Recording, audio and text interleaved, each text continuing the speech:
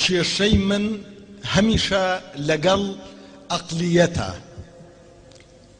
ئەوەی من بە درێژایی تەمەن دژایەتیم کردووە، ئەقلیەتی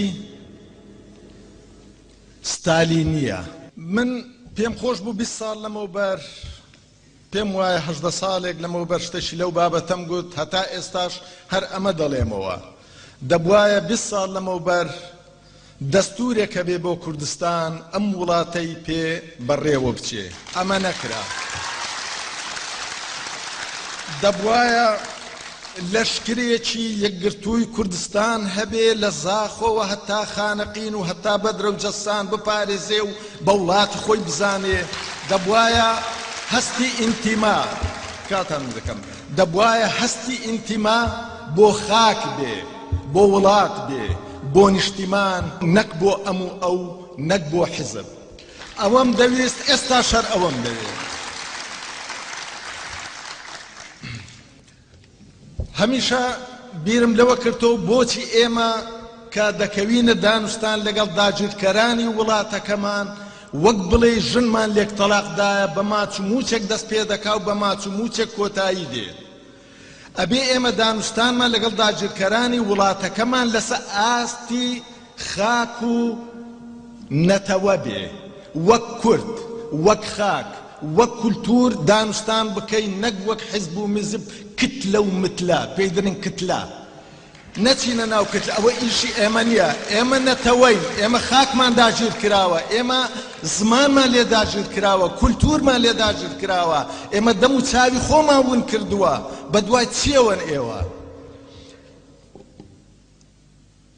چاوم لەوە بوو لە کوردستان داهاتێکی کەم یا زۆر ئەگەر هەبێ، دەبوایە لە کوردستان وەکو وڵاتانی سکەندیناوی ئێمە هەموو شتێکمان هەیە بۆ ئەوە، دەبوایە بیمەی بێکاری هەبێ، نەک سیستێمی ئیمتیازات بۆ ئەم هەیە و بۆ ئەو نییە.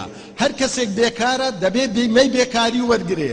هەر منداڵێکی کورد چاو هەڵدێنێ لە ناو خێزانێکی کووردا دەبێ حەقی خۆی هەبێ، با $1 بێ، بەڵام هەر منداڵێکی کورد دەبێ پارەی خۆی وەرگرێ لەم بودجەیە. بیمەی تەندروستی پەیوەندی بەوە نییە یەکێک پێشمەرگەی ئەیلول بووە یا جاش بووە یا نەزە، مادامە هاو نیشتیمانی ئەم وڵاتەیە ئەبێ مافی ئەوەی هەبێت تەندروستی پارێزراو بێ، کەسیش زاد نەکا لێ بپرسی تۆ چێی، سەر بە کام حزبی، سەر بە چلایەکی. ئەو وڵاتە هی هەمووانە، هەمووان دەبێ لە خێر و بێرەکەی بەشدار بن. ئەوەی زۆر تووڕەی کردوم مەسەلەی زمانە، زمان و فەرهەنگ. ئێمە پێتان دەڵێم، من لە چەند سمینارێک لەم دوایەدا باسم کردووە، زمانی کوردی لە خەتەرێکی حەقیقیدایە، ڕەنگە لە ناو بچێ.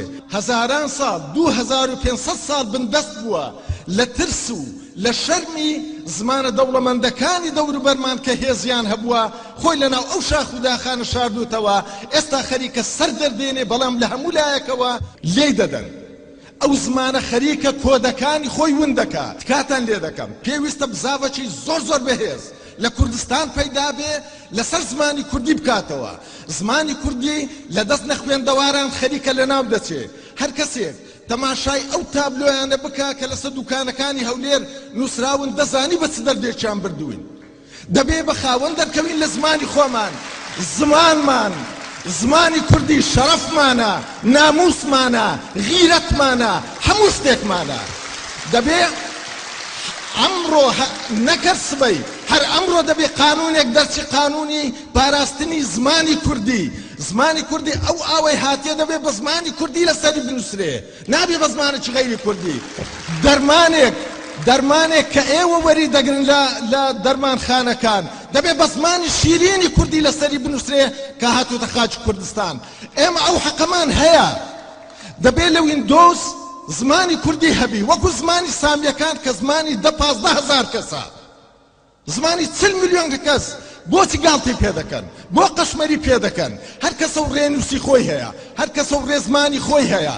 ئەو بەرەڵایە هەتاکەی ئەبێ قانونێک دەرچێ، مەرجەعێک هەبێ، ئەو مەرجەعە گوێی لێ بگیرێ، بە گوێرەی قانون هەر شتێک مەرجەع بڕیار بدا لە باخچەی منداڵانەوە حتا دەگاتە دکتۆرە دەبێ بەگوێی بکەن هەموو ڕۆژنامەکان هەموو گۆڤارەکان هەموو ڕادیۆیەکان هەموو دوکانەکانی کەلوپەلفرۆشی دەبێ گوێ لەو مەرجەعە بگرن ئەو هانەبی ئێمە زمانمان لەناو دەچی من گەلێک تەجروبەم پێن بەڵام ئێستا کاتی ئەوە نییە جارێکی دی دەیڵێمەوە زمان شەرەفمانە ناموسمانە غیرەتمانە لێی بە خاوەن دەرکەوین